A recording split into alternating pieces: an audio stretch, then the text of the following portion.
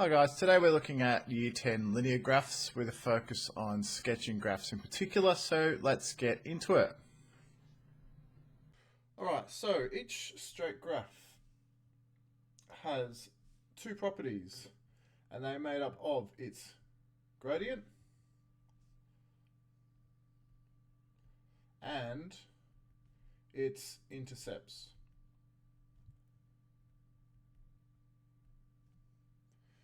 So what we're going to do is go through each of those and then give some examples of how we go about sketching those.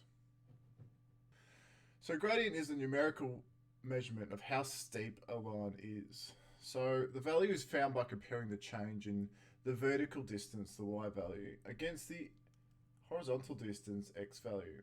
And we can use any point on the line to be able to determine that. For example, here, if I just pick 2 points on the line, we might be able to see this might be 1 unit and this might be 1 unit. So the gradient, which we call m, would be the change in y divided by the change in x, which would give us a value of 1. As it gets steeper, once I can get my black back. So if I was to draw a steeper line through here, we can see if we draw up higher, just say this is 1 as well, we now have a different comparison where the rise or the change in y values is 2 and the change in x values is 1, and hence we have a larger gradient. So what we find is as that gradient value gets bigger, it gets steeper. Intercepts are points on the line that pass through an axis. We can have two intercepts. We can have either a x-intercept and a y-intercept. The reason why they call this is because on our Cartesian plane, or our coordinate plane if you prefer, we have an x-axis and a y-axis. And in most cases, it will go through both axes. There are special graphs that don't, where it doesn't, which we'll talk about in a second. So our highlighted yellow parts are going to be our intercepts. This one here is our y-intercept. This one here is our x-intercept.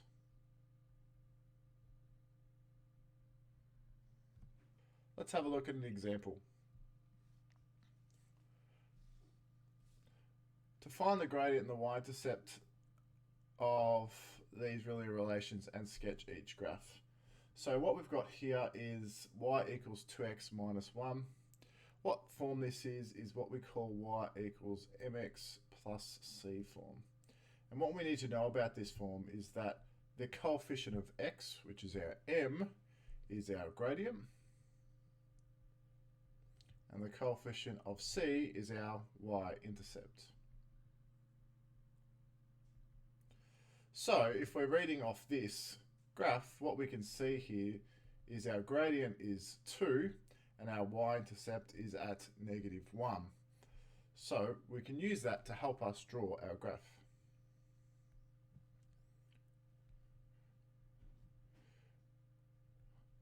When we are finding the gradient and y-intercept, what we find is that we use our y-intercept as our starting point, and then we sort of make a journey to find our another point that's on that line. And we use that, and our key here, our guide, is going to be our gradient. Our gradient is 2, and if we remember that it is a comparison about how far across it travels to how far up and down it travels.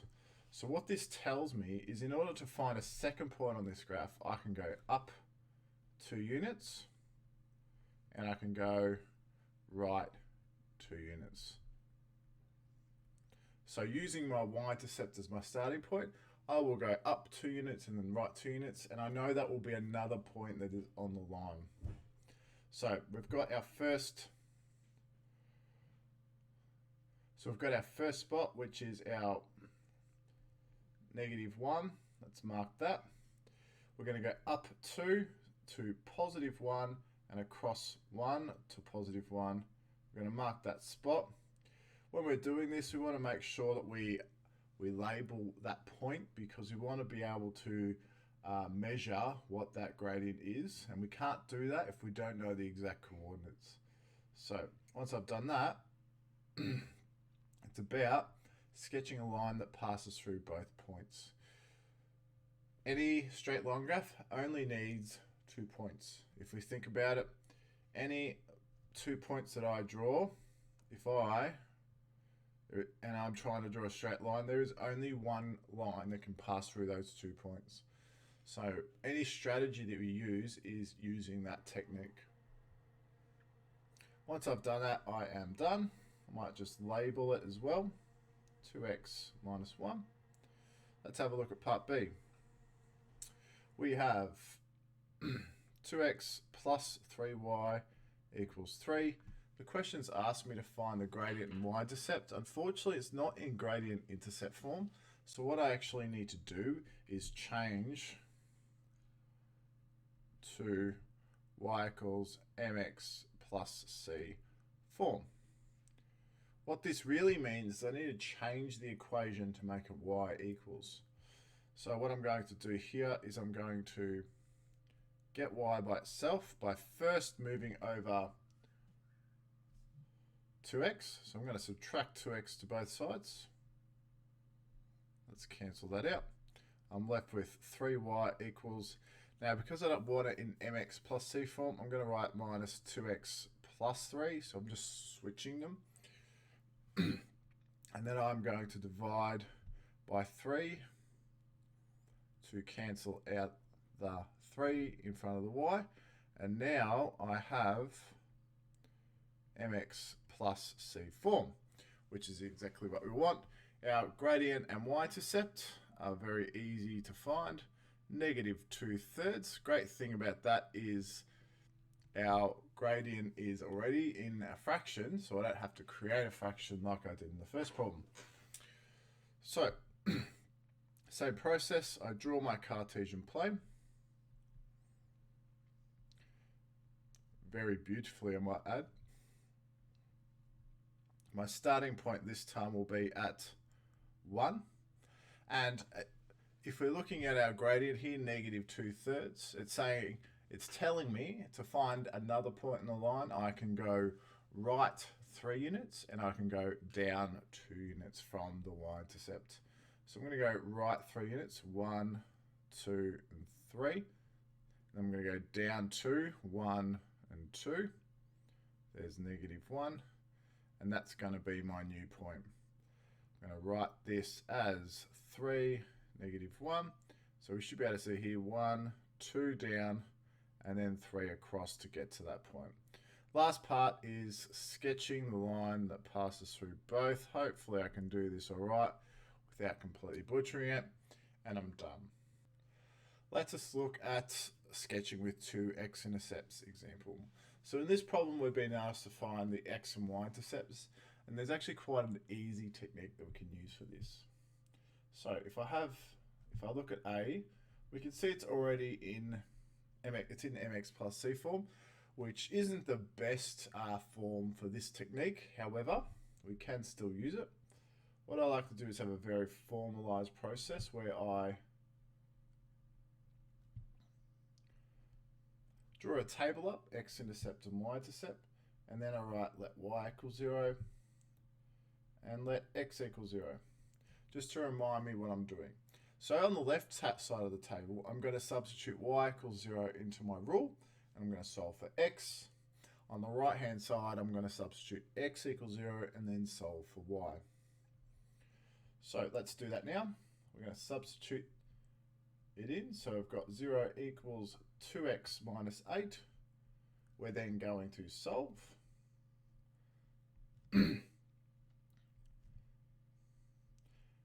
Which is just a matter of our inverse operations. Better cancel that out. And x equals 4. And we'll do the same thing. We're going to do another calculation, but this time substituting x equals 0 instead of y equals 0. So we're going to have y equals 2 bracket 0 minus 8. And this is a lot easier because it's all on one side. Y equals negative 8. What we should notice is that there are corresponding values. So when I input a value of x, I get an output of y. When I input a value of y, I get an output of x. And we end up getting a coordinate. So for the x-intercept, our coordinate will be 4, 0, because remember it's x, comma, y. And then for the second one, it will be 0, 8, negative 8, sorry. So once I've done that, I can draw up my Cartesian plane. Now this might be a little bit too small for my intercepts, but for the purpose of the video, it'll be fine. So we've got our y-intercept down at negative 8. We've got our x-intercept at positive 4. I'm going to mark them 1, 2. As I said before, you only need 2 points to draw a line, which we've done. And we're going to sketch through here. And that's our graph. Label it at the end.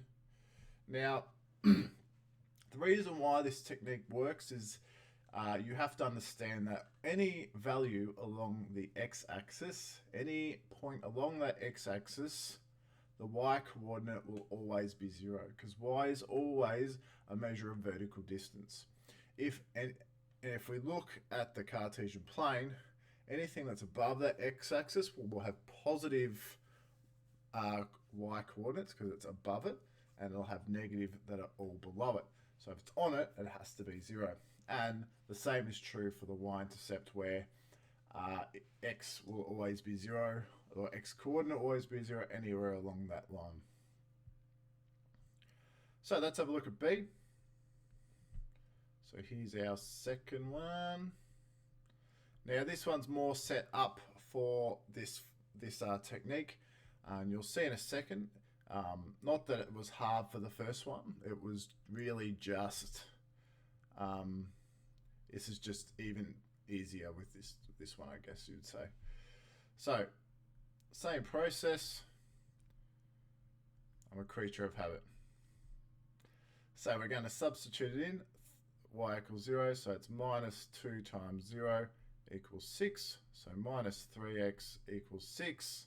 And x must be negative 2. Same with this side, we've got negative 3 times 0 minus 2y equals 6. So minus 2y must equal 6, so y must be negative 3. So if we look here, what we should see is that we didn't have to move anything over to one side or to the other. We literally just had a very simple equation that we could solve to get our corresponding x or y coordinate. So we've got our 2 here, so negative 2, 0, and 0, negative 3. If we look over at the first example, the x-intercept, we had to move the 8 across by adding 8 to both sides, and then we could solve it. Not a huge more, but it is still a little bit more. Whoop. So we draw our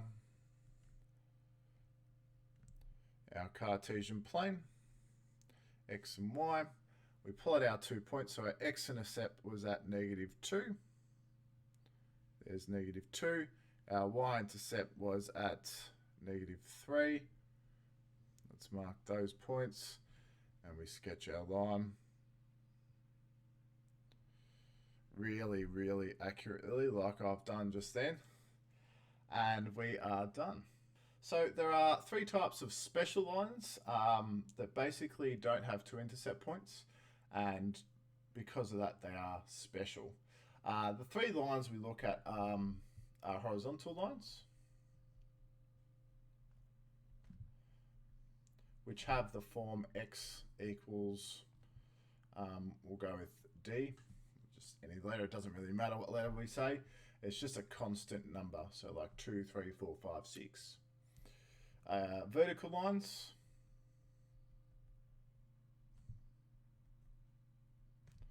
which is y equals c. So y equals a number. And then we also have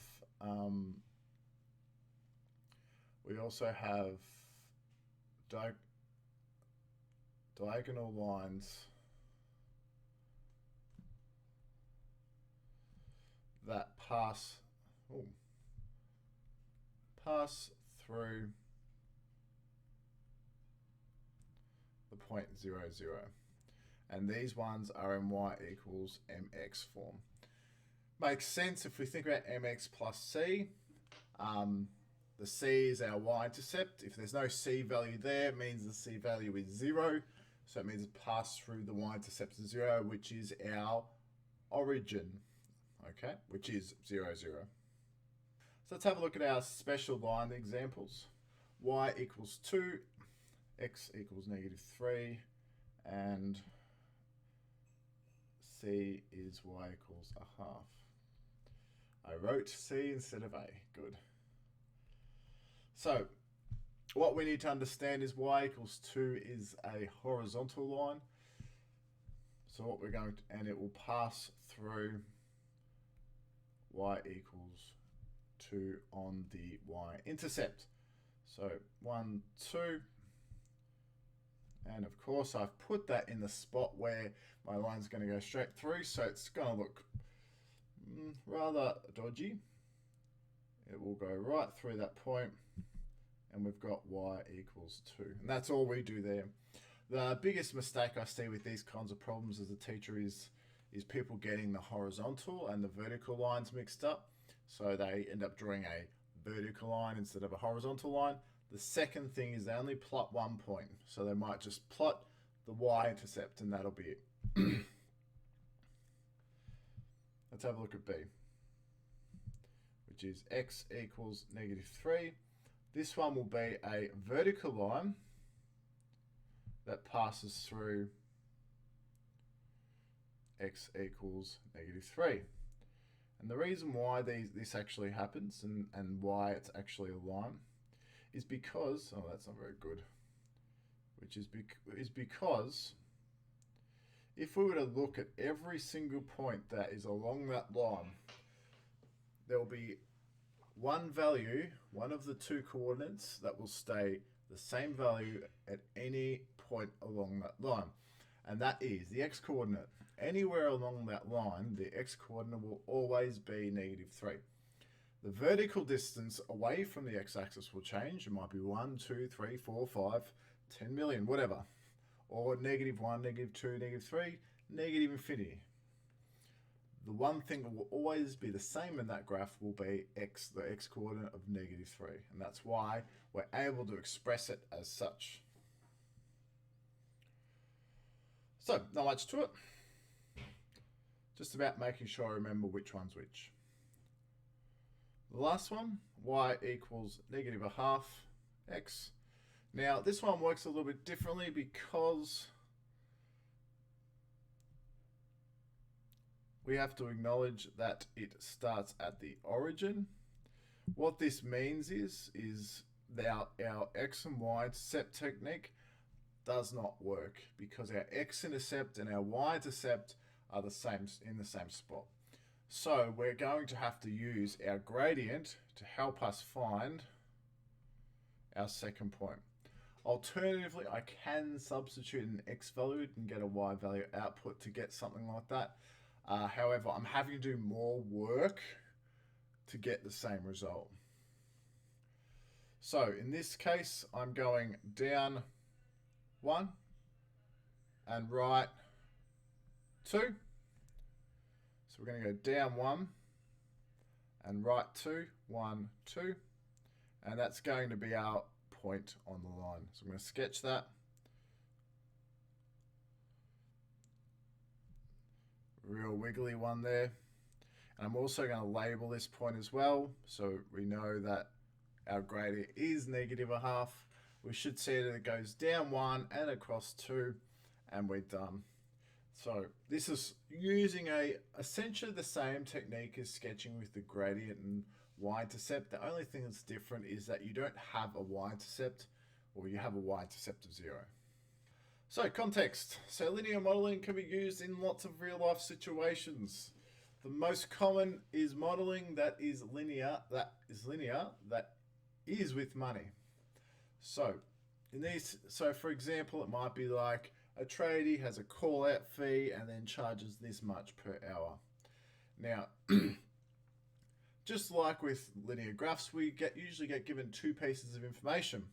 The first is an initial value. So this is a value that you get before something happens after it. Okay? This initial value is when there's been no time that's happened, and we also know that it is our y-intercept. Our other value that we tend to get is what we call a rate, and this will be our gradient. So, just like before, we are able to identify gradient and y-intercept. Instead of having it just as an equation, they've got a contextual problem, and you have to grab those two pieces of information out.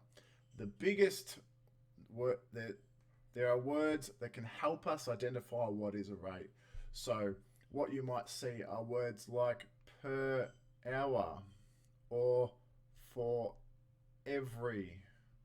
So it's usually a comparison of one thing against another thing. Generally speaking, it is time against some kind of money amount. However, that's not always the case. Let's have a look at a contextual example. So this is actually an example that is not from the level, the Year 10 level. However, it is still useful to actually explore it. So a business buys a photocopier for $25,000. It plans to depreciate. So depreciate means reduce its value by $4,375 per year for 5 years. So this is what we call a constraint. So a constraint is something that reduces the size or the values that you're looking at. In this case, we're only looking for the first 5 years. So we're only going to draw a graph that shows that. If you see here, here's my word per year. So what we have here is our rate. So this is going to be our gradient. This was a new photocopier. So this is our initial value.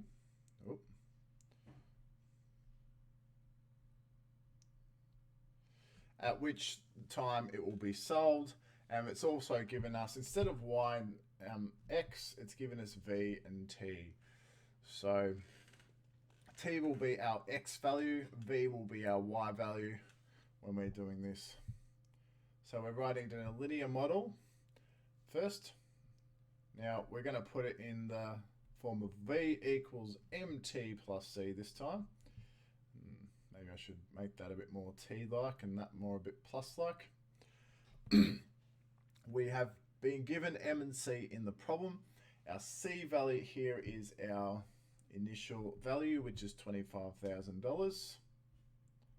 And we're going to reduce it, so minus it, by $4,375 per year. So that's our t for time. The reason why I've switched them is because it makes sense in context. I'm starting with 25,000 and I'm minusing 4,375 each time period. Part B is to sketch the graph. I'm going to do it over here because I'm going to need a fairly big number. Now with this, I'm only sketching for 5 years. So I'm going to go 1, 2, 3, 4, 5. There's my T, my V. 4, 3, 2, 1. I'm going to use my calculator in this situation. I could do it by hand, but with such large numbers, it makes logical sense to work with a calculator. So 25,000 minus 4375 times 5. And what we end up with is 3,125.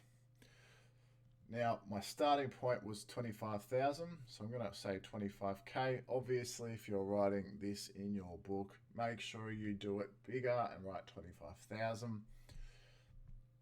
We're going to go up by 5,000, so 1, 10, 15, 20. So we've got 20k, 15k, 10k, and 5k. In this case, I have my starting point here. My finish point's after 5 years, which is 3125. So we're going to say it's about here. I'm going to mark it as 5,3125. And then I'm only going to draw the line that models that situation. Yes, I could draw the graph v equals 25,000 minus 4375t. However, the question doesn't have negative time. The question says I'm selling it after 5 years, so I have to model it correctly. So let's finish this off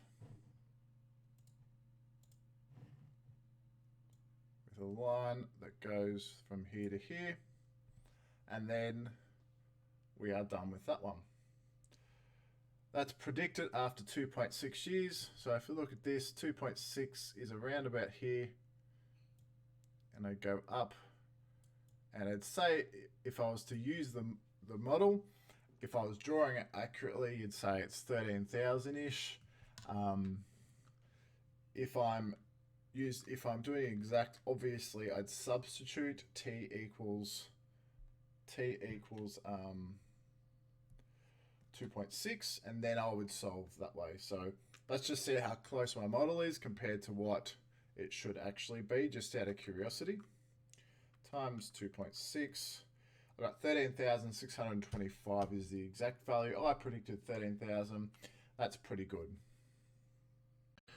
So hopefully this has given you some insight on how to sketch linear graphs. The next step here obviously is to practice. No one gets better at something until they actually do it.